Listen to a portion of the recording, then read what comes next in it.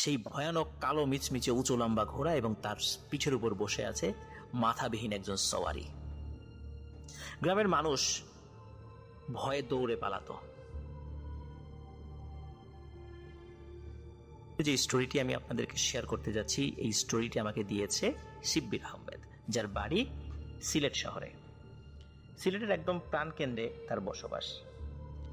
এই ঘটনাটি যেই এলাকাতে বহুল প্রচলিত, সেই এলাকাটি হচ্ছে সিলেট জেলার জকিগঞ্জ উপজেলার ফুলতুলি নামক স্থানে। আর এই ঘটনাটি যেখানে ঘটেছে সেটি আসামের গুয়াহাটিতে। আসামের গুয়াহাটিতে তৎকালীন একটি জমিদারের কর্মকাণ্ডকে কেন্দ্র করে ঘটনাটির সূত্রপাত হয়। ঘটনাটি ব্ল্যাক ম্যাজিক কেন্দ্রিক একটি ঘটনা।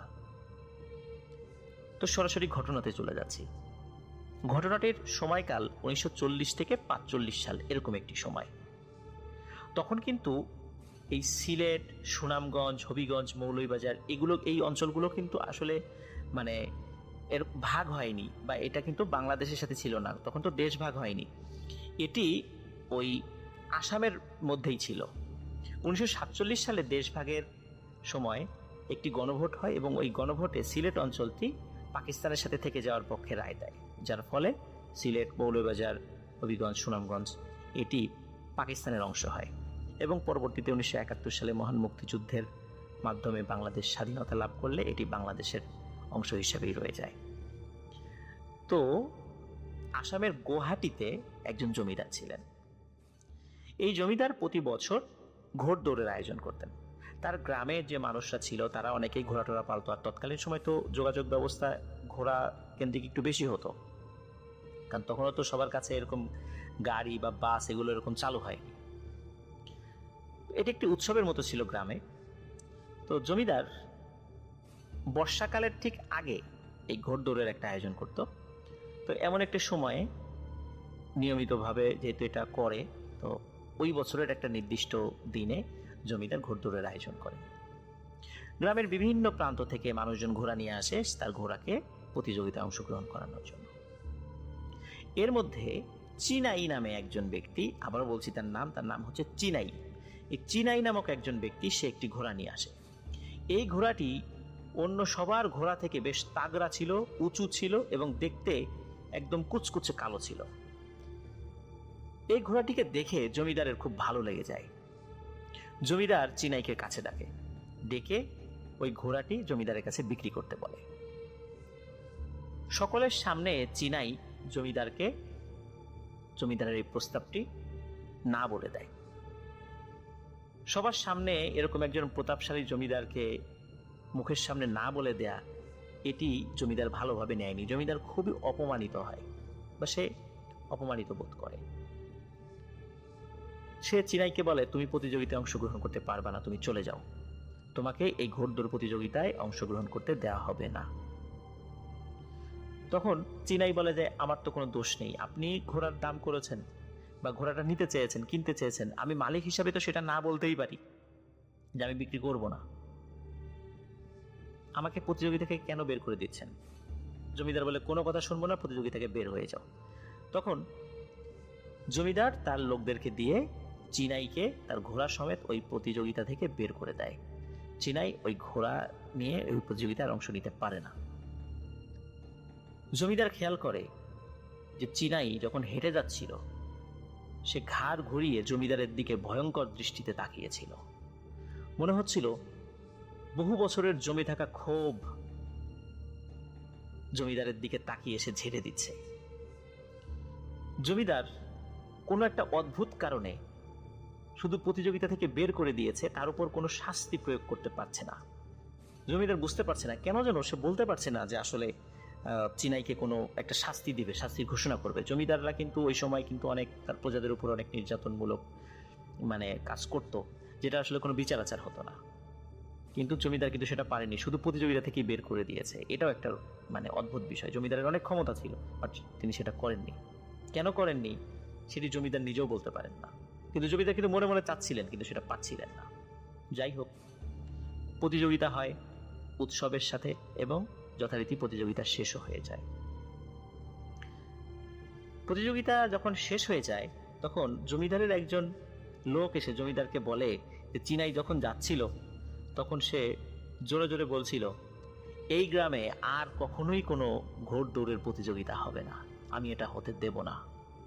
জমিদার এই কথা শুনে সে হেসে ওঠে, বলে যে ওর মতো একজন মানুষ, সে এই প্রতিযোগিতা বন্ধ করবে, এটা একটা হাস্যকর বিষয়।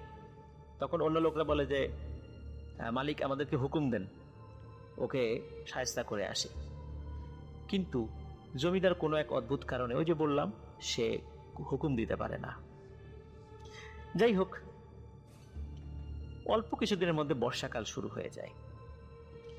আর বর্ষাকাল হলে স্বাভাবিকভাবে মানুষ মাছ ধরতে বের হয়। কোনো এক রাতে ওই গ্রামের মানুষ বিলে মাছ ধরতে গেছে নৌকা নিয়ে।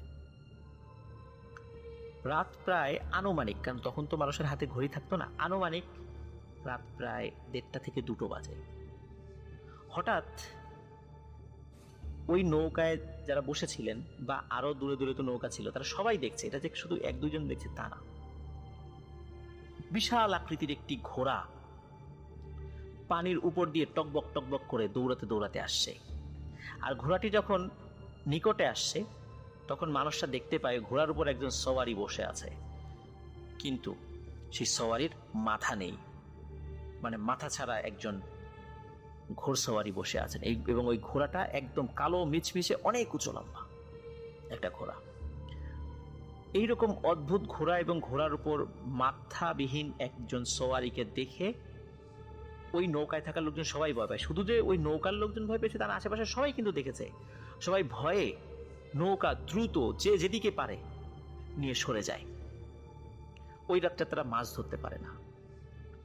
সকালবেলা এই ঘটনা সকলের কাছে পৌঁছে যায় যে রাত্রে এই ধরনের একটা ঘটনা ঘটেছে।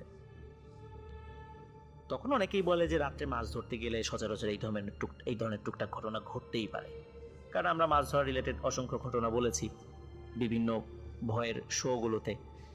তো আমরাও জানি প্রিয় লিসেনার্স যে মাছ ধরতে গেলে এরকম টুকটাক ঘটনা ঘটেই। তো ওনারাও কিন্তু ওই রকমই চিন্তা করেছেন যে মাছ ধরতে গেলে রাত্রেবেলা টুকটাক ঘটনা ঘটে, এটা কিছু না। পরের দিন তারা আবারও মাছ ধরতে যান স্বাভাবিকভাবেই, যেটা তারা করে থাকেন, কারণ তারা তো জেলে ছিলেন। ওই রাত্রেও একই ঘটনা ঘটে। টকবক টকবক করে সেই ঘোড়াটি আসছে এবং ঘোড়ার উপর সেই মাথাবিহীন একজন সওয়ারি বসে আছে। এবারও নৌকা নিয়ে সবাই সেখান থেকে পলায়ন করে। পরের দিন যখন তারা আলোচনা করে যে তাহলে প্রথম দিন না হয় এরকম ঘটনা ঘটেছিল, আজকেও কেন ঘটল, তখন তারা বলে যে আমরা আরো একদিন দেখব যে কি হয়। তৃতীয় দিনও প্রিয় লিসেনার্স একই ঘটনা ঘটে। পরে এমন একটা অবস্থা হয় তারা বিলে আর মাছ ধরতে পারছে না, মাছ ধরা তাদের পক্ষে অসম্ভব হয়ে দাঁড়ায়, কারণ তারা নৌকা নিয়ে বের হলেই এই মাথাবিহীন সওয়ারি ঘোড়ায় চেপে টকবক করে পানির উপর দিয়ে আসতে থাকে। তো তারা মাছ ধরা বন্ধ করে দেয়। মাছ ধরা যখন বন্ধ করেছে, বিলে তো এখন আর কেউ যাচ্ছে না রাতের বেলা। এখন শুরু হয় স্থলভাগে, মানে আগে তো বিলের মধ্যে হতো, এখন ডাঙাতে শুরু হয়, মানে স্থলভাগে শুরু হয়। গ্রামের মানুষ রাতের বেলা যদি বাসার থেকে বের হতো তখন দূর থেকে ঘোড়ার খুরের আওয়াজ শোনা যেত, টকবক টকবক করে কে যেন আসছে। যখন কাছে আসতো তখন দেখতো সেই ভয়ানক কালো মিচমিচে উঁচু লম্বা ঘোড়া এবং তার পিঠের উপর বসে আছে মাথাবিহীন একজন সওয়ারি। গ্রামের মানুষ ভয়ে দৌড়ে পালাতো।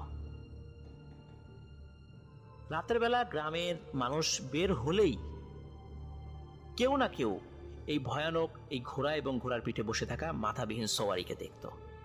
গ্রামের মধ্যে একটা আতঙ্ক ছড়িয়ে যায় যে রাতের বেলা বের হওয়া যায় না, বিলে মাছ ধরতে যাওয়া যায় না। গ্রামবাসী এসে জমিদারের কাছে নালিশ জানায়। তো জমিদার এই বিষয়টি হেসেই উড়িয়ে দেয় যে এটাও কি আমাকে বিশ্বাস করতে হবে, আর এইটার জন্য কি পাইক পেয়াদা নিয়োগ করতে হবে? তোমরা এগুলো ভুল দেখছো, এই বিষয় নিয়ে আর আমার কাছে কখনো নালিশ করতে আসবে না। গ্রামবাসী হতাশ হয়ে ফিরে যায়। তাহলে কার কাছে যাবে, কি করবে? ওই রাত্রে ঘটে আরেকটি ভয়ানক ঘটনা। ওই রাত্রে জমিদার তার ঘরে শুয়েছিল। হঠাৎ জমিদার কিছু একটা শব্দ শোনে। ওই শব্দ শোনার পর জমিদারের ঘুম ভেঙে যায়। কিন্তু আমরা জানি যে প্রিয় লিসেনার্স, জমিদার বা ওই সময় জমিদার যে বাড়িগুলো, এটা কিন্তু বিশাল এরিয়া নিয়ে থাকতো, আর জমিদারদের ঘরগুলোও থাকতো অনেক বড়। মানে ঘরের উচ্চতা বলেন বা প্রসারতা বলেন, সব দিক থেকেই ঘরগুলো অনেক বড় থাকতো। জমিদারের ঘুম ভেঙে যায়। মোমের আলোতে জমিদার একটা ভয়ানক দৃশ্য দেখে। জমিদারের ঘরের মধ্যে ভয়ানক আকৃতির একটি ঘোড়া দাঁড়িয়ে আছে, আর ঘোড়ার পিঠে বসে আছে মাথাবিহীন একজন সওয়ারি, এবং ঘোড়ার চোখ দুটি লাল টকটকে ছিল। জমিদার এই দৃশ্য দেখে প্রচন্ড ভয় পান। উনি চিৎকার করে ওঠেন। আশেপাশ থেকে জমিদারের যেই প্রহরীরা আছে তারা চলে আসে। প্রহরীরা চলে আসার সাথে সাথে সেখানে আর কাউকে দেখা যায় না।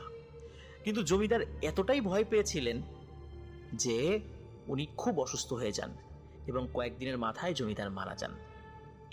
জমিদার মারা গেলেও এই ভয়ানক ঘটনার কিন্তু শেষ হয় না।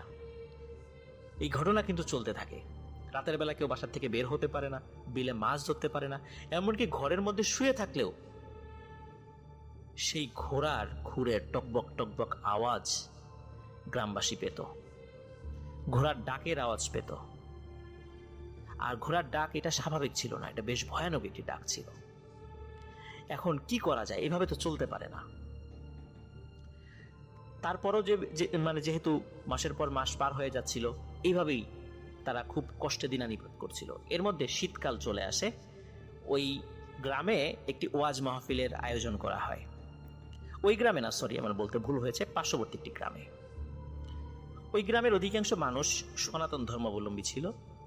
তো তারা চিন্তা করে যে আমরা ওই মাহফিলে যাব, ওখানে যাওয়ার পরে ওখানে যিনি পীর সাহেব আসবেন তার কাছে গিয়ে বিষয়টি বলবো, তিনি যদি কোনো সমাধান দিতে পারেন। কারণ তারা স্থানীয়ভাবে অনেক সমাধানের চেষ্টা করলেও এই বিষয়টি কোনোভাবেই সুরাহা হচ্ছিল না। কারণ হচ্ছে তারাও কিন্তু ওই গ্রাম বা পার্শ্ববর্তী গ্রাম থেকে বিভিন্ন কবিরাজদেরকে ডেকে নিয়ে এসেছিল। কবিরাজরা যখনই এই সমস্যার সমাধানের চেষ্টা করত, তখনই ওই কবিরাজের সন্তানাদি মারা যেত, এমনকি কবিরাজও মারা যেত। এই জন্য কবিরাজরা ভয়ে এই সমস্যার সমাধানের জন্য আসতে চাইতো না।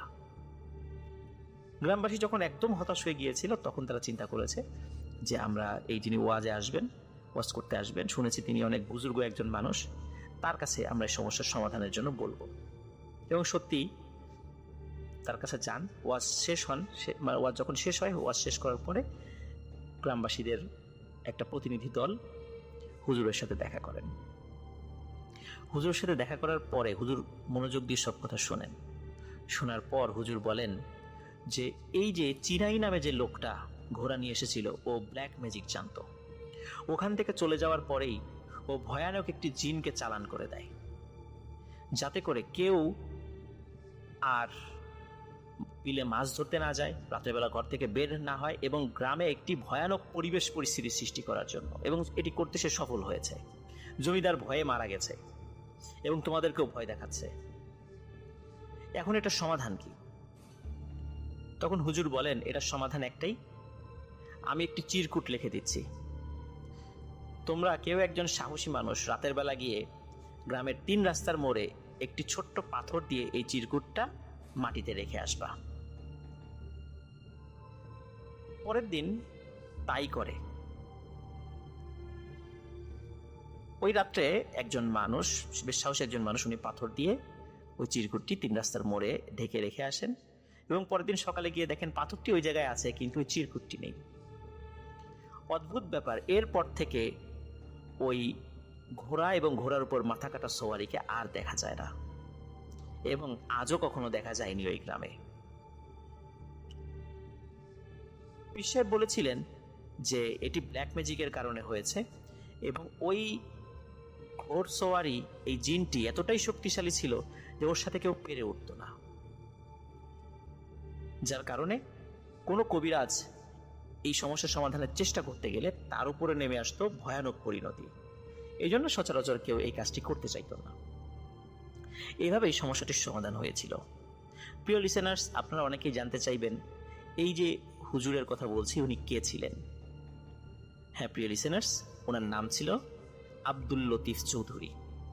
উনি ফুলতুলি পীর সাহেব হুজুর নামে সিলেট অঞ্চলে পরিচিত। শুধু সিলেট অঞ্চলে না, পুরো সিলেট বিভাগ, বাংলাদেশ এবং এই উপমহাদেশে উনি ফুলতুলি পীর সাহেব হুজুর নামে পরিচিত। ধর্মীয় শিক্ষার প্রসার এবং ধর্ম বর্ণ নির্বিশেষে মানুষের উপকার করার জন্য ফুলতুলি পীর সাহেব হুজুর বিখ্যাত হয়ে আছেন। 1913 সালে সিলেট জেলার জকিগঞ্জের ফুলতুলি নামক স্থানে উনি জন্মগ্রহণ করেন। দীর্ঘ কর্মজীবনে উনি অসংখ্য ভালো কাজ করে গেছেন, যেগুলো বলে শেষ করা যাবে না। 2008 সালের 16 জানুয়ারি উনি ইন্তেকাল করেন এবং ফুলতুলির মাটিতেই ওনাকে সমাহিত করা হয়েছে। আল্লাহ তাকে জান্নাতুল ফেরদৌস দান করুক এবং তার ওসিলায় হিন্দু মুসলিম নির্বিশেষে বহু মানুষ উপকৃত হয়েছে। প্রিয় লিসেনার্স, আরও একটি জিনিস ভেবে অবাক হবেন, উনি যখন মারা গিয়েছিলেন এবং ওনার যে জানাজা হয়, এই জানাজায় প্রায় 2 থেকে 2.5 মিলিয়ন মানুষ, মানে 20 থেকে 25 লক্ষ লোক জানাজায় সমবেত হয়েছিল। ভারত থেকে যারা আসতে পারেনি, কারণ ভারতেও বিশেষ করে আসামে ওনার অসংখ্য ভক্ত রয়েছে, তারাও বর্ডারের ওই পাশে জানাজায় দাঁড়িয়ে গিয়েছিল এবং সেই সংখ্যাটাও প্রায় লক্ষাধিক ছাড়িয়ে গিয়েছিল।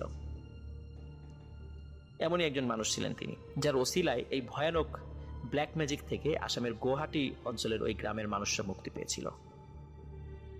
আল্লাহ তাআলা আমাদের সবাইকে ভালো মানুষ হওয়ার তৌফিক দান করুক, এমন মানুষ হওয়ার তৌফিক দান করুক যার মাধ্যম দিয়ে আসলে মানুষ সত্যিকার অর্থে উপকৃত হতে পারে।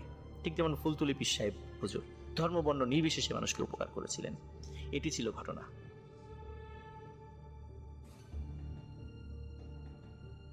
লিসেনার্স, এই মুহূর্তে যে ঘটনাটি আমি আপনাদের সাথে শেয়ার করতে যাচ্ছি, এই ঘটনাটি মৌলভীবাজার জেলার শ্রীমঙ্গল উপজেলার কালীঘাট ইউনিয়নের মন্দির কেন্দ্রিক একটি ঘটনা। আর ঘটনাটি আমাকে দিয়েছেন শিব্বির আহমেদ। আমার সাথে যোগাযোগ করে যে তার কাছে একটি ঘটনা রয়েছে, তখন শিব্বির আহমেদ আমার কাছে ঘটনাটি পাঠায়। ঘটনাটি জানার পরে আমার কাছে খুবই অদ্ভুত লেগেছে, যার কারণে ঘটনাটি আমি আপনাদের সামনে উপস্থাপন করতে চাই। প্রিয় শ্রোতা, আমরা জানি যে শ্রীমঙ্গলে অনেক চা বাগান রয়েছে। চা বাগান, ছোট ছোট পাহাড়, টিলা, এগুলো কিন্তু রয়েছে। দিনের বেলা চা বাগানের সৌন্দর্য কিন্তু খুবই মনোরম, আর যদি চা বাগানের সাথে পাহাড় থাকে তাহলে তো কোনো কথাই নেই। কিন্তু রাতের বেলা কিন্তু খুবই শুনশান নীরবতা নেমে আসে চা বাগানে, খুবই ভয়ঙ্কর পরিবেশ সৃষ্টি হয়। কখনো আপনারা দেখেছেন কিনা আমি জানি না, কিন্তু আমি দেখেছি। প্রিয় লিসেনার্স, এই ঘটনাটি যার কাছ থেকে শিব্বির আহমেদ সংগ্রহ করেছেন তার নাম হচ্ছে রঞ্জন কর্মকার, যিনি এই কালীঘাট ইউনিয়নের একজন বাসিন্দা। তার বয়স 70 ছুঁই ছুঁই। এই ঘটনাটি তিনি তার বাবার কাছে শুনেছিলেন, তখন তার বাবাও ছোট ছিল। তখন সময় আনুমানিক 1920 সাল। ওই গ্রামে একটি মন্দির রয়েছে, যেটা এখনো রয়েছে। প্রতি বছর সেখানে পাঠা বলি দেয়া হতো। কোনো এক বছর গ্রামবাসীর আর্থিক অবস্থা খুবই শোচনীয় ছিল, এবং এতটাই শোচনীয় ছিল সবাই মিলে চাঁদা দিয়েও একটি পাঠা কেনার মতো অবস্থা সৃষ্টি হয়নি, যার ফলে পাঠা বাদ রেখে পূজার অন্যান্য উপকরণ তারা কেনে এবং মন্দিরের পুরোহিতকে দিয়ে পূজা অর্চনা শেষ করে যে যার বাড়িতে চলে যায়। ওই রাত্রে পুরোহিত একটি ভয়ানক স্বপ্ন দেখেন। তিনি দেখেন ভয়ানক উচ্চতার মানুষের আকৃতির কিছু একটা। আমাদের যেমন 2 চোখ রয়েছে, তার সেই 2 চোখ নেই, তার শুধু একটি চোখ, তাও সেটি কপালের উপরে, আর মাথায় কোনো চুল নেই। সারা শরীর ভর্তি লোম। সে এসে বলে, প্রতি বছর তোরা পাঠা বলি দিতি, এবছর তোরা দিলি না, তোদের পরিণতি ভালো হবে না। তখন পুরোহিত স্বপ্নের মধ্যেই বলে, এবছর গ্রামের মানুষের আর্থিক অবস্থা খুব খারাপ, এই জন্য তারা দিতে পারেনি, ইচ্ছা করে যে দেয়নি বিষয়টা এমন নয়। কিন্তু ওই ভয়ানক আকৃতির দানবটি সে কোনো কথাই শুনতে চায় না, বলে তোদের বিপদ হবে, ভয়ানক বিপদ। তখন পুরোহিত বলে, তোমার নাম কি? তখন ওই দানবটি বলে, আমার নাম লক্ষণাবন। তার নাম লক্ষণাবন বলার সাথে সাথে পুরোহিতের ঘুম ভেঙে যায়। পুরোহিত দরদর করে ঘামতে থাকে এবং চিন্তা করতে থাকে যে কি দেখলাম আমি, যা দেখলাম তা কি ঠিক দেখলাম? তিনি চিন্তা করেন যে না, আমি তো স্বপ্ন ঠিকই দেখেছি, কিন্তু এই বিষয়টি তো গ্রামবাসীকে জানানোর দরকার। কিন্তু তখন অনেক রাত ছিল, উনি খালি অপেক্ষা করছিলেন কখন সকাল হবে। সারা রাত উনি আর ঘুমাতে পারেননি। যখনই সকালের ভোরের আলো ফোটে, তখন তিনি তাড়াতাড়ি বের হয়ে যান ঘর থেকে এবং গ্রামবাসীকে ডেকে একত্র করেন এবং স্বপ্নের এই বিষয়টি গ্রামবাসীকে খুলে বলেন। তখন গ্রামবাসী চিন্তা করে যে তাহলে এটা তো আসলে আমাদের সামর্থ্যের বাইরে ছিল, এই জন্য করতে পারিনি, তাহলে একটা ক্ষমা প্রার্থনা করে আজকে রাত্রে আর একটা পূজা করবো আমরা। পুরোহিত বলেন হ্যাঁ, এই কাজটাই হতে পারে। তখন ওই রাত্রে ক্ষমা প্রার্থনা করে আরেকটি পূজার আয়োজন করা হয়। যখন পুজো শেষ করে সবাই যে যার বাড়িতে চলে যায়, পুরোহিতও তার বাড়িতে চলে যায়। ওই রাত্রে পুরোহিত আবার সেই লক্ষণাবনকে স্বপ্নে দেখে।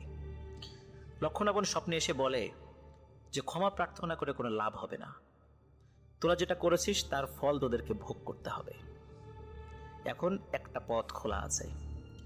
এই গ্রামের 1 দিন বয়স থেকে শুরু করে নিয়ে 9 মাস 9 দিন বয়স পর্যন্ত যতগুলো বাচ্চা রয়েছে, এই বাচ্চা সংখ্যক পাঠা এক দামে একই রঙের হতে হবে। এই এত সংখ্যক পাঠা বলি দিতে হবে।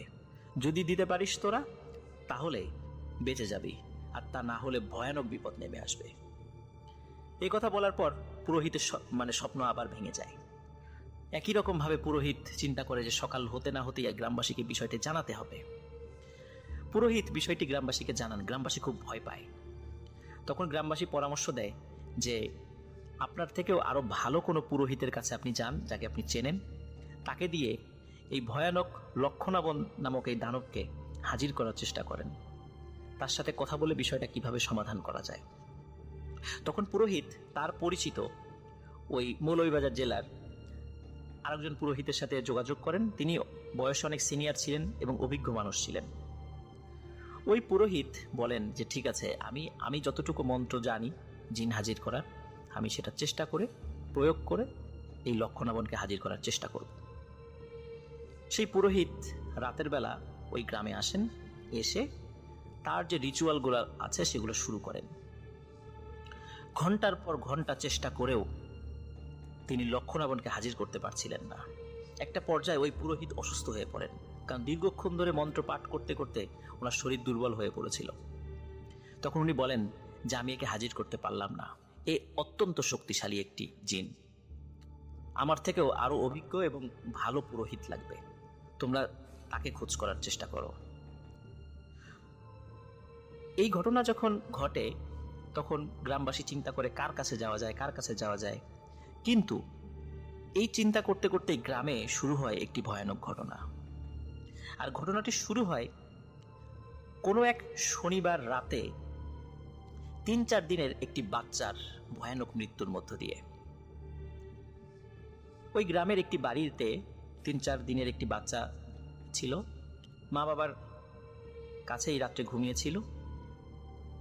হঠাৎ মা বাবা, বিশেষ করে বাচ্চার মা, তার সমস্ত শরীর এবং আশেপাশে বিছানা খুব ভেজা ভেজা মনে হচ্ছিল। তখন তিনি চিন্তা করেছেন হয়তোবা বাচ্চা স্বাভাবিকভাবে, ছোট বাচ্চা বিছানায় পেশাব করে, তো উনি মনে করেছিলেন হয়তোবা এমনটাই হয়েছে। কিন্তু কেমন যেন কিছুক্ষণ পরেই তার হাত আঠা আঠা হয়ে যাচ্ছিল।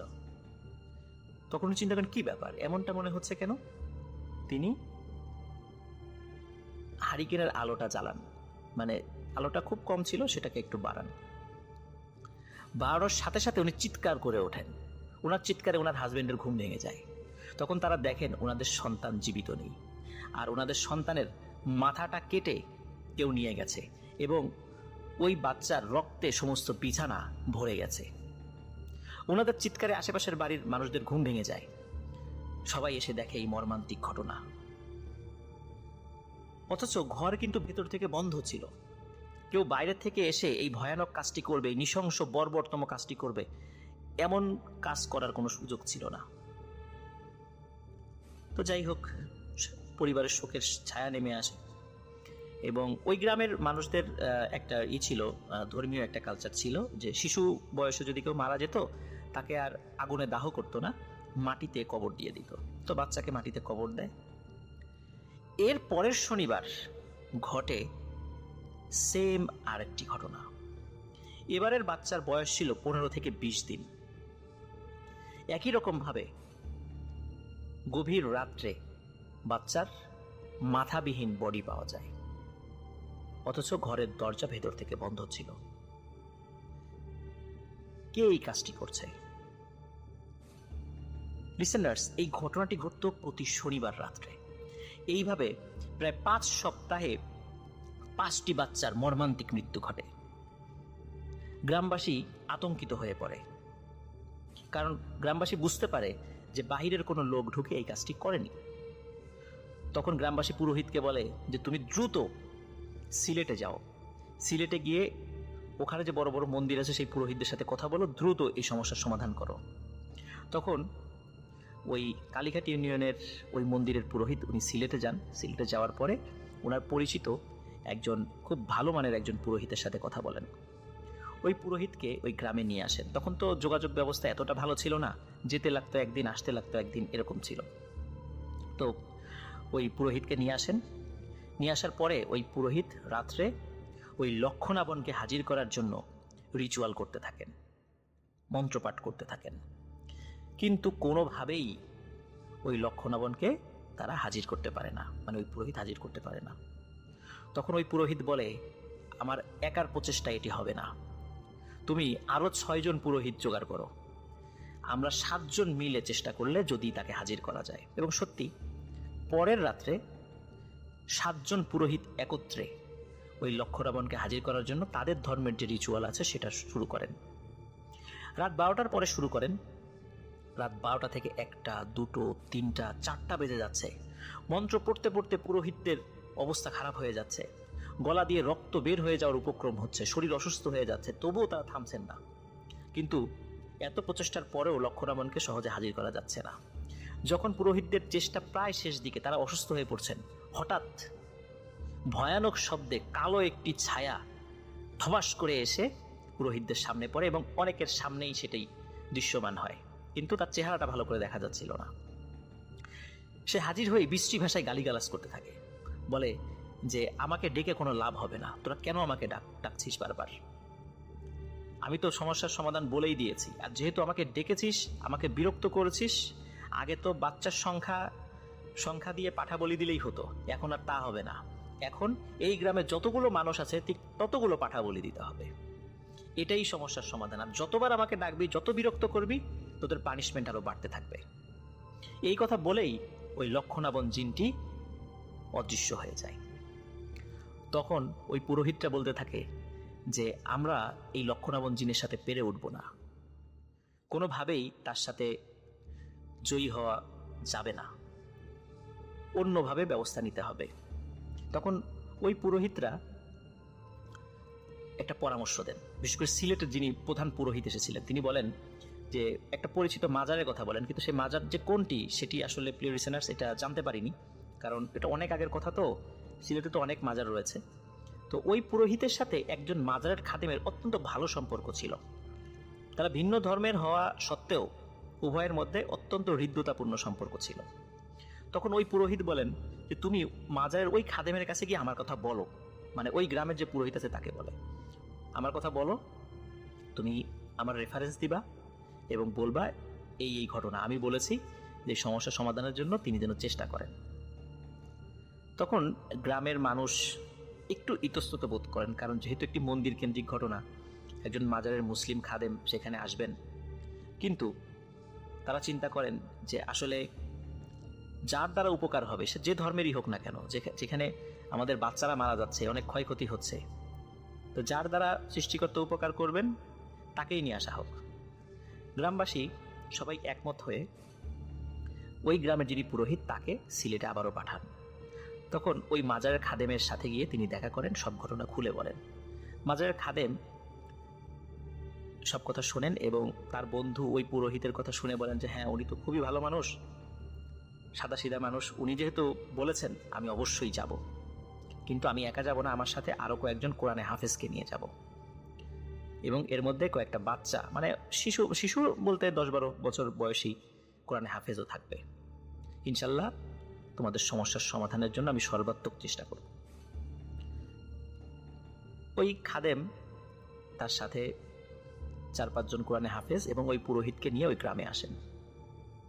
গ্রামে আসার পরে আগের পুরোহিতটা তো রাতের বেলা রিচুয়াল করছিলেন, কিন্তু এই মাজারের খাদেম উনি দিনের বেলায় এবং গ্রামবাসীর সকলের সামনে তিনি ওই হাফেজদেরকে দিয়ে কোরআন তেলাওয়াত শুরু করেন এবং তার যে কাজগুলো আছে সেটা করা শুরু করেন। এবারও কিন্তু প্রায় একই রকমের ঘটনা ঘটছে। অনেক চেষ্টা করার পরেও ওই লক্ষ্মণাবনকে হাজির করা যাচ্ছে না। যেহেতু রাতের বেলা লক্ষ্মণাবন সশরীরে চলে আসতে পারত, দিনের বেলা সে তো সশরীরে আসতে পারছে না। অনেক চেষ্টা করার পরে হঠাৎ কোরআন তেলাওয়াতকারী একটি বাচ্চার উপরে সে ভর করে এবং ভর করার সাথে সাথে আগের মতোই বিশ্রী ভাষায় গালিগালাজ করে ওঠে, বলে ওঠে যে আমাকে এইভাবে বারবার ডেকে কোনো লাভ হবে না, সেটা আমি আগেই বলে দিয়েছি, আর সমস্যার সমাধানও বলে দিয়েছি, সুতরাং এইটার আর কোনো চেঞ্জ হবে না। গ্রামের যতগুলো মানুষ আছে ঠিক তত সংখ্যক পাঠা বলি দিতে হবে। তখন ওই খাদেম সাহেব তিনি বলেন যে তুমি যতই শক্তিশালী হও না কেন, মানুষের থেকে তুমি শক্তিশালী নও। এই কথা বলতে না বলতেই ওই খাদেম সাহেব উনি দোয়া কালাম পড়ে সাথে সাথে ওই বাচ্চা যেটা পোজেসড হয়েছিল, যিনি কোরআন তেলাওয়াত করছিলেন, তার ঘাট থেকে ওই লক্ষ্মণাবনকে বোতলে বন্দি করে ফেলেন। বোতলে বন্দি করার পরে লক্ষ্মণাবনকে বলেন যে তোমাকে তো বন্দি করে ফেলেছি, তুমি তো আর গ্রামবাসীর কোনো ক্ষতি করতে পারবা না। লক্ষ্মণাবন ওই বোতলের মধ্যে থেকেই হো হো করে হেসে ওঠে এবং হেসে উঠে বলে যে আমাকে আটকালে কি হবে, আরো যে লক্ষ লক্ষ লক্ষ্মণাবন রয়েছে তাদেরকে আটকাতে পারবা তোমরা? নিশ্চয়ই পারবা না, তারা তো ঠিকই ক্ষতি করবে। এই কথা শোনার পরে খাদেম সাহেব বেশ দ্বিধাগ্রস্ত হয়ে পড়ে যে আসলেই তো তাই, কারণ একে আটকানোর পরে বা একে ক্ষতি করার পরে আরো তো অনেকে এসে গ্রামে আক্রমণ করতে পারে, তাতে হিতে বিপরীত হতে পারে। তখন উনি লক্ষ্মণাবনকে প্রথমে ভয় ভীতি দেখান।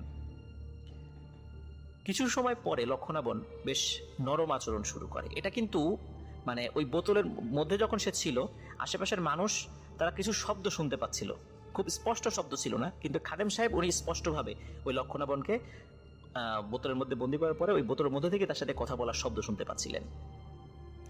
লক্ষ্মণাবন বলে ওরা যদি একটা পাঠা বলি দিত তাহলে আজকে এই অবস্থা হতো না। তখন ওই গ্রামবাসী তরফ থেকে ওই খাদেম সাহেব বলেন ওরা অত্যন্ত গরিব মানুষ, ওরা সর্বোচ্চ চেষ্টা করেছে, ওরা তো ইচ্ছা করে এই কাজটি করেছে, বিষয়টা এমন নয়, তারপরেও তুমি কেন ওদেরকে শাস্তি দিচ্ছ? তুমি এতগুলো বাচ্চাকে হত্যা করেছ, এই কাজটি কি ভালো হয়েছে? তখন লক্ষ্মণাবন কোনো কথা বলে না। তখন খাদেম সাহেব বলেন যে এবারের মতো এদেরকে ক্ষমা করে দাও, এবছরে আর কোনো পাঠা বলি হবে না, সামনের থেকে ওরা সর্বোচ্চ চেষ্টা করবে পাঠা বলি দেওয়ার জন্য, যদি কখনো না পারে তাদেরকে ক্ষতি করো না। এই বিষয়টিতে লক্ষ্মণাবন ঘোর আপত্তি জানায়, বলে না এটা হবে না, এই বছরের মতো ক্ষমা করে দিতে পারি, কিন্তু প্রতি বছর পাঠা বলি দিতেই হবে, এটা কোনোভাবেই সম্ভব না, যে ইচ্ছা যদি কখনো সামর্থ্য না হয় দেবে না, কখনো সামর্থ্য হলে দেবে, এটা সম্ভব নয়। অবশেষে গ্রামবাসী তারা দূর থেকে শুনছিল কিছু কিছু বিষয়, মানে হালকা হালকা শব্দ শুনছিল, আর পুরোহিত পাশেই ছিল। তখন পুরোহিত গ্রামবাসীদের সাথে কথা বলে ওই খাদেমকে বলেন যে গ্রামবাসী রাজি হয়েছে, তাদের যত কষ্টই হোক প্রতি বছর তারা পাঠা বলি দেবে। যখন গ্রামবাসীর কাছ থেকে অনুমতি নিয়ে পুরোহিত এবং ওই খাদেম সাহেব উনি যখন লক্ষ্মণাবনকে বলেন, ওনারা বলেন যে হ্যাঁ ঠিক আছে, তোমার কথাই ঠিক থাকলো, আমরা প্রতিশ্রুতি দিলাম এটা হবে।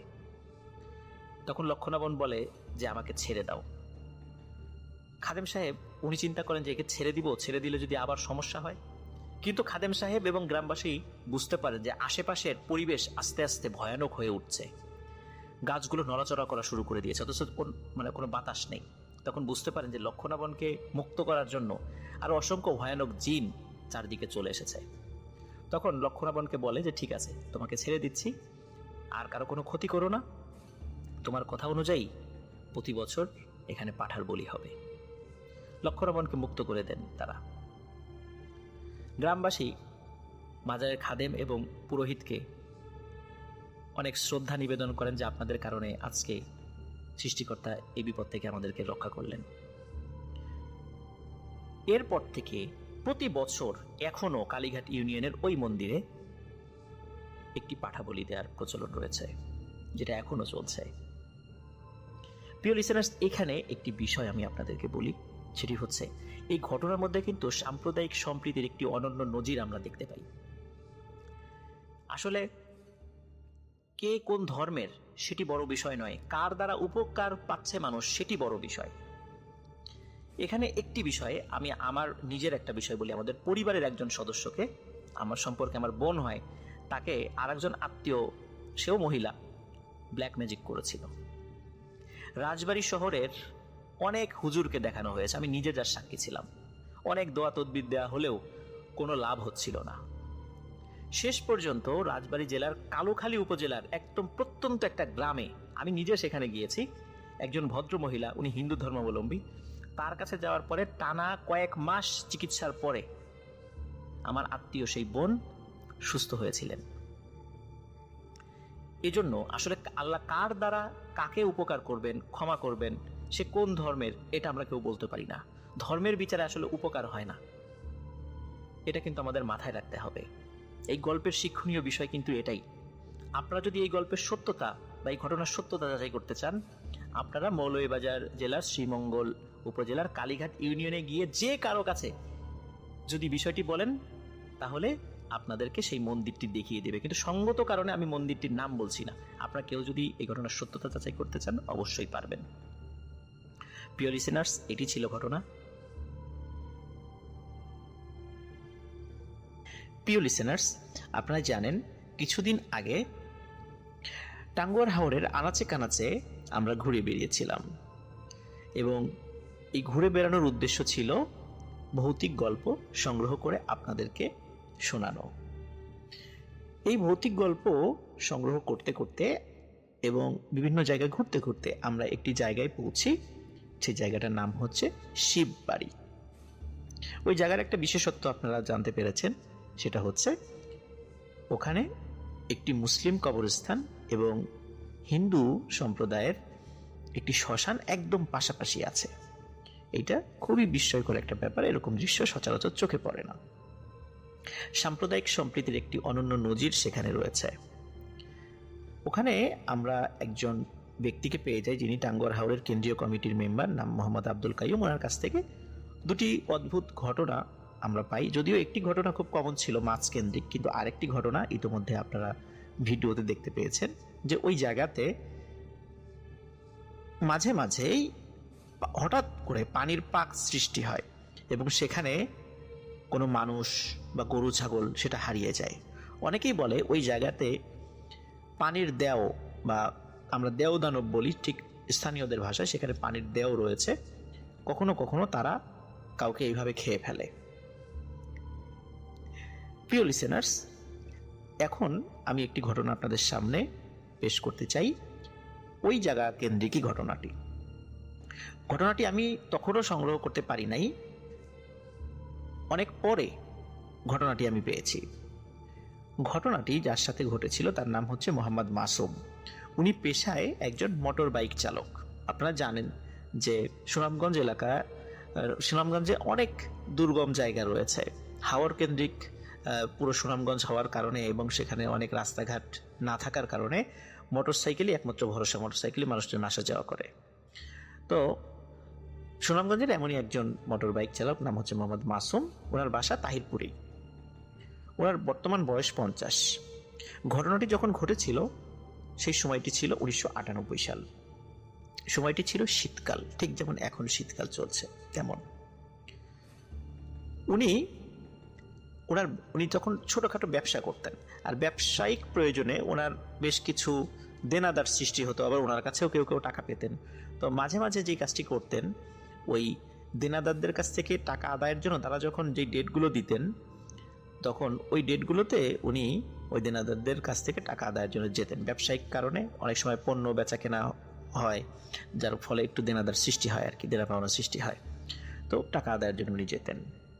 তো এমনই 1998 সালের এমনই এক শীতকালে এক রাতে উনি একটি জায়গায় যান, সেই জায়গাটার নাম হচ্ছে নতুন বাজার। আপনারা যারা নীলাদ্রি গিয়েছেন তারা নতুন বাজার পার হয়ে নীলাদ্রি গিয়েছেন। তো যাই হোক, নতুন বাজার উনি যখন যান, ওখানে একজন দেনাদারের সন্ধানে তিনি গেলেও, যেহেতু তখন 1998 সালে এরকম ফোন ছিল না, আর ওই সমস্ত এলাকাগুলোতে তো এখনও নেটওয়ার্ক অতটা ভালো নয়। তো যাই হোক, তখন উনি ওই দেনাদারকে বাসায় পান নাই, কারণ হচ্ছে তিনি তখনও উনি কাজ সেরে বাড়িতে আসেন নাই, কারণ কখন আসবেন তা তো বলতে পারে না, এদিকে রাত হয়ে যাচ্ছে। এই জন্য চিন্তা করলেন ঠিক আছে চলে যাই, আরও কয়েকজনের সাথে দেখা করার দরকার, তো তাদের সাথে গিয়ে দেখা করি। এই চিন্তা করে নতুন বাজার থেকে উনি শিববাড়ির দিকে আসতে থাকেন। শিববাড়ির দিকে যখন আসতে থাকেন এবং আস্তে আস্তে যখন শিববাড়ির ওই বিশেষ স্থানটির কাছে চলে আসেন, হঠাৎ উনি দেখেন শ্মশানে একটি মৃতদেহ দাহ করার জন্য প্রস্তুতি নেওয়া হচ্ছে, আবার একই সময়ে গোরস্থানে বা মুসলিম কবরস্থানে একটি লাশকে জানাজা দেওয়ার প্রস্তুতি চলছে, যে ওইখানেই গোরস্থানে জানাজা দিয়ে সেখানে দাফন করা হবে। শ্মশানে 20-25 জন লোক, আবার পাশে মুসলিম কবরস্থানেও একই রকমভাবে 15-20 জন মানুষ সেখানে রয়েছে। তো উনি চিন্তা করলেন যে এত রাত, তো রাত কিন্তু তখন প্রায় 11টা বাজে, আর হাওড় অঞ্চলে কিন্তু রাত 11টা মানে অনেক রাত। তো উনি চিন্তা করলেন যে এই এলাকায় তো অনেককেই তো আমি চিনি, দেখি কে মারা গেছে। তো উনি গিয়ে দেখেন যে, প্রথমে যান উনি মুসলিম কবরস্থানের ওইখানে, গিয়ে দেখেন যে সবাই জানাজায় দাঁড়িয়ে গেছে, তো উনিও জানাজায় দাঁড়িয়ে যান। উনি জানাজা পড়ার পর, সাধারণত আমরা দেখি যে জানাজা পড়ার পরে লাশের মুখটা খুলে দেওয়া হয়, শেষ মানে সবাই যেন শেষ দেখা দেখতে পারে। তো উনিও লাশের শেষ দেখা দেখার জন্য এগিয়ে যান। তো উনি লাশটি দেখেন, লাশটি দেখে উনি চিনতে পারেন না। তো যেহেতু উনি চিনতে পারেন না, এই জন্য উনি আসলে কাউকে আর প্রশ্নও করেন না যে আসলে এটা কার লাশ বা কিভাবে মারা গিয়েছে, এটা আর কাউকে উনি প্রশ্ন করেন না। তো উনি এবার চিন্তা করে দেখি শ্মশানের ওখানে যাই, শ্মশানের ওখানে যাকে দাহ করা হবে তাকে আমি চিনি কিনা। অত্র অঞ্চলে বেশ অনেক হিন্দু ভাইদের সাথে তো তার পরিচয় আছে, এই চিন্তা করে উনি শ্মশানের, যেহেতু একদম পাশাপাশি লাগোয়া, উনি সেখানে যান। গিয়ে দেখেন চিতার উপর একটি লাশ শোয়ানো আছে, কিন্তু লাশটি দেখে উনি চমকে ওঠেন যে কি ব্যাপার, এই লাশটিকে যেন আমি কোথাও দেখেছি, আর একটু ভালো করে দেখি তো। এই চিন্তা করে উনি আরেকটু কাছে এগিয়ে যান। মনে হচ্ছে যে একটু আগেই এই লোকটিকে কোথাও যেন দেখেছি। ওনার হঠাৎ মনে পড়ে যায় যে আচ্ছা, একটু আগে যা জানাজা পড়লাম তার লাশের চেহারার সাথে এর চেহারা তো অনেক মিল। শুধু মিল নয়, মনে হচ্ছে হুবহু একই মানুষ। ওনার মনের মধ্যে খটকা লাগে। উনি আরো নিশ্চিত হওয়ার জন্য দৌড়ে ওই মুসলিম কবরস্থানে চলে যান। তখনও লাশ দাফন করা হয়নি, তখনও লাশের মুখ খোলা ছিল। যেহেতু মাত্র অল্প সময়ের ব্যবধান, উনি গিয়ে দেখেন যে একটু আগে শ্মশানে যেই ডেড বডিটা উনি দেখে এসেছেন,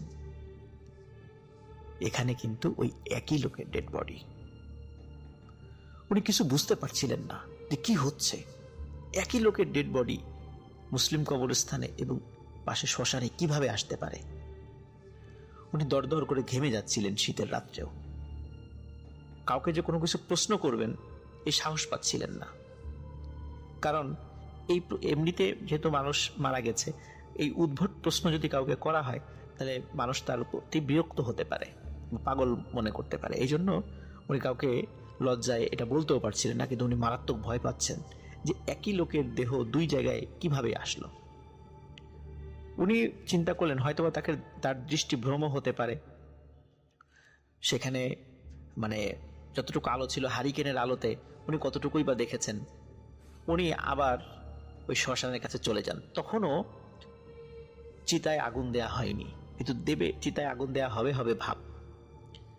উনি ওই লাশের কাছাকাছি গিয়ে নিশ্চিত হন যে এই দুই লাশের চেহারার কোনো অভেদ নেই, একই লাশ দুই জায়গায়।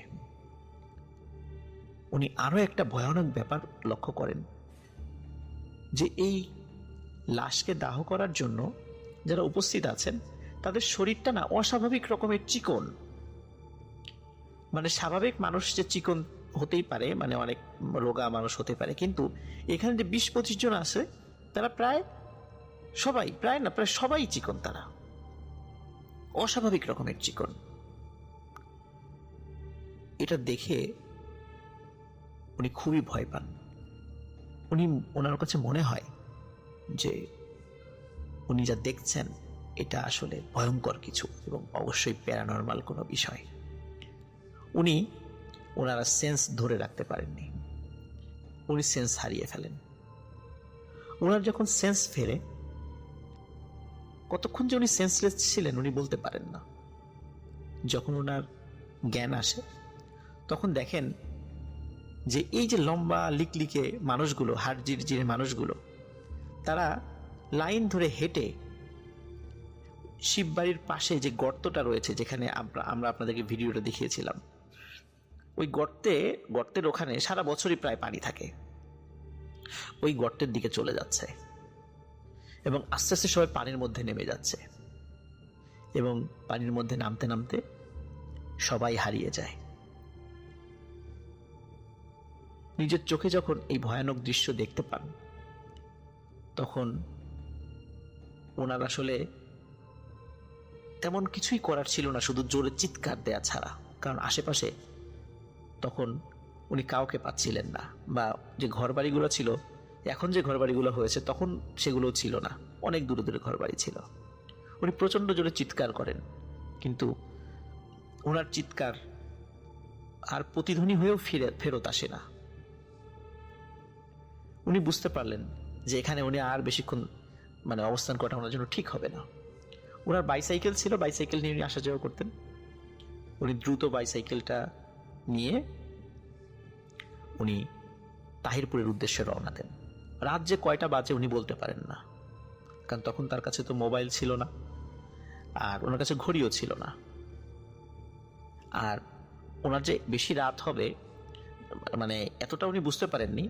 ওনার কাছে টর্চ লাইট ছিল, কিন্তু এই বিপর্যয়ের কারণে টর্চ লাইটটা আসলে কোথায় পড়ে গেছে এটা উনি আর খোঁজার সময় পান নাই। টর্চ লাইট ছাড়াই দ্রুত বাইসাইকেল নিয়ে চাঁদের আলোতে রওনা দেন। উনি যখন চাঁদের আলোতে রওনা দিচ্ছেন এবং জোরে জোরে দোয়া কালাম পড়ছেন, একটা পর্যায়ে মনে হলো যে উনি স্বাভাবিক একটা জায়গায় চলে এসেছেন আর কোনো সমস্যা হবে না। হঠাৎ ওনার সামনে একজন মানুষকে দেখতে পান। ওই মানুষটি তাকে বলে ওঠে, এই কে? তখন মাসুম ভাইয়ের কাছে কণ্ঠটা খুব পরিচিত মনে হয়, বলে আমি মাসুম। তখন লোকটি বলে, ও তুমি মাসুম, তোমার না আমার বাসায় যাওয়ার কথা ছিল, তুমি গেছিলা? তখন মাসুম ভাই চিনতে পারে যে হো, ইনি তো সেই ব্যক্তি, নতুন বাজারের কাছে তার বাসা, তার বাসায় তো গিয়ে তাকে আমি পাইনি। তখন বলে যে হ্যাঁ, আমি তো আপনার বাসায় গিয়েছিলাম, কিন্তু আপনাকে তো আমি বাসায় পাইনি। বলে তাহলে এদিক থেকে কোত্থেকে আসছো? তখন উনি বলেন যে ওইখানে আমার পরিচিত কয়েকজন দেনাদার ছিল, তাদের সাথে একটু দেখা করতে গিয়েছিলাম, তো ফেরার পথে একটা ভয়ঙ্কর ঘটনার মুখোমুখি হই। তখন মাসুম ভাই ওনার ওই দেনাদারের কাছে সব যে ঘটনাগুলো ঘটেছে সেগুলো খুলে বলেন। তখন উনি শুনে বলেন যে ওই জায়গায় তো আসলে অনেকেই ভয় টয় পায় রাতের বেলা, তো তোমার আসলে ওই জায়গায় ওই দৃশ্যগুলো দেখে কাছে যাওয়া উচিত হয় নাই। তারপর যেহেতু ঘটনা ঘটে গেছে, আল্লাহ তোমাকে বাঁচিয়ে দিয়েছে, তো চলো তোমাকে আমি এগিয়ে দিয়ে আসি। একা একা যাওয়ার দরকার নাই, তোমার হাতে টর্চ লাইটও নাই, চলো তোমাকে আমি এগিয়ে দিয়ে আসি। এই বলে দুইজন হাঁটতে থাকেন। হাঁটতে হাঁটতে হঠাৎ করে বিভিন্ন বিষয়ে কথা বলছেন, তাদের ব্যবসায়িক আলোচনা করছেন যে এখন ধানের দাম বেড়ে গেছে, তারপরে আরো বিভিন্ন বিষয়গুলো নিয়ে, যে এখন যে মূলধন আছে সেই মূলধন দিয়ে আসলে আরো অনেক দ্রব্য কিনে ব্যবসা করতে পারছেন না, বিভিন্ন সমস্যাগুলো নিয়ে আলোচনা করছেন। হঠাৎ এক পর্যায়ে মাসুম ভাইয়ের সেই দেনাদার বলে ওঠে, আচ্ছা মাসুম, তুমি কি ধরনের মাংস খেতে পছন্দ করো? তখন মাসুম ভাই উনি খুব বিষয়টা স্বাভাবিকভাবে নিয়েছেন, বলে যে আমি মুরগির মাংস খেতে পছন্দ করি। মাসুম ভাই আসলে বুঝতে পারছে না যে হঠাৎ করে কেন এই মাংস মাংসের প্রসঙ্গ উঠলো, হয়তো বা তারপরে মাসুম ভাই যেটা বলছেন যে উনি চিন্তা করেছেন যে ওনার বাড়িতে যদি হয়তো বা দাওয়াত দেবেন, এই জন্য হয়তো বা আমি কি পছন্দ করি এই জিনিসগুলো জিজ্ঞাসা করছেন তিনি। তো কথা প্রসঙ্গে মাসুম ভাইও ওই ব্যক্তিকে জিজ্ঞেস করেন, ভাই আপনি কিসের মাংস পছন্দ করেন খেতে? তখন উনি বলেন, পোড়া মাংস আমার খুব ভালো লাগে। এখন মাসুম ভাই চিন্তা করেছেন হয়তো কাবাব জাতীয় কিছু উনি খেতে পছন্দ করেন। তখন উনি বলেন যে আচ্ছা পোড়া মাংস, তাহলে তো কাবাব হবে, তাহলে কিসের কাবাব পছন্দ করেন? বলে না কাবাব না, পোড়া মাংস আমার পছন্দ। তখন মাসুম ভাই মানে হেসে দিয়ে বলেন, পোড়া মাংস আবার কেউ খায় নাকি? তখন উনি বলেন, হ্যাঁ আমি খাই, আমার কাছে খুব ভালো লাগে। তখন মাসুম ভাই জিজ্ঞেস, আচ্ছা ঠিক আছে, কিসের পোড়া মাংস খেতে আপনার ভালো লাগে? তখন ওই লোকটি বলে ওঠে, মানুষের পোড়া মাংস খেতে আমার খুব ভালো লাগে। যখনই এই কথাটি বলে তখন মাসুম ভাই চমকে ওঠে, কি ব্যাপার, এটা কেমন কথা? রাত্রে যেহেতু পাশাপাশি হেঁটে আসছিল, ওনার চেহারার দিকে কিন্তু অত বেশি খেয়াল করেননি উনি, প্রথমে 1-2 বার খেয়াল করেছেন, কিন্তু এই কথাটা শোনার সাথে সাথে মাসুম ভাই ওনার দিকে তাকিয়ে ভয়ঙ্কর রকমের চমকে ওঠেন। তিনি দেখেন আকৃতি তার মানুষের মতোই উচ্চতায়, কিন্তু মাথাটি অস্বাভাবিক রকমের বড়, চোখ দুটি অস্বাভাবিক রকমের বড়, এবং দাঁতগুলো লম্বা এবং সুচালো দাঁত, চোখা দাঁত। এই দৃশ্য দেখে উনি আর সেন্স রাখতে পারেননি, উনি চিৎকার দিয়ে ওখানে অজ্ঞান হয়ে পড়ে যান। সকালবেলা হাওরের কৃষকরা যখন খেতে যাচ্ছিল, তখন খেতে চাষ করতে যাওয়ার পূর্বে মাসুম ভাইকে অজ্ঞান অবস্থায় তারা পান। সারা রাত শীতে উনি জমে গিয়েছিলেন এবং ওনার প্রাণ ওষ্ঠাগত হয়ে গিয়েছিল, কারণ প্রচন্ড ঠান্ডায় ওনার অবস্থা খুব খারাপ হয়ে গিয়েছিল। তখন কৃষকরা দ্রুত ধরে আশেপাশে থেকে খড়কুটো জোগাড় করে সেখানে আগুন ধরিয়ে তার শরীরকে উষ্ণ করে তার সেন্স ফেরান। সেন্স ফেরানোর পর সেখানকার কয়েকজন ওনাকে চিনতেন মাসুম ভাইকে, তখন জিজ্ঞেস করেন কি হয়েছে, তাদেরকে সব ঘটনা খুলে বলেন এবং তারা বলেন যে আসলে রাতের বেলা এখানে একা একা আসতে গেলে এই রাস্তায় একটা খারাপ জিন রয়েছে, মাঝে মাঝে সে মানুষকে এইভাবে ডিস্টার্ব করে, তো তুমি একা একা আসছিলা, এই জন্য তোমাকে পেয়ে গেছে। তো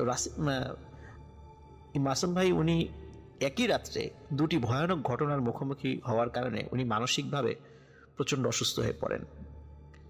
অনেকদিন বিশ্রাম এবং ঝাড়ফুঁকের ফলে আল্লাহর রহমতে উনি আস্তে আস্তে সুস্থ হয়ে যান। এখনও উনি এখন যেটা করেন সেটা আমি প্রথমেই বলেছি, উনি মোটর বাইক চালান।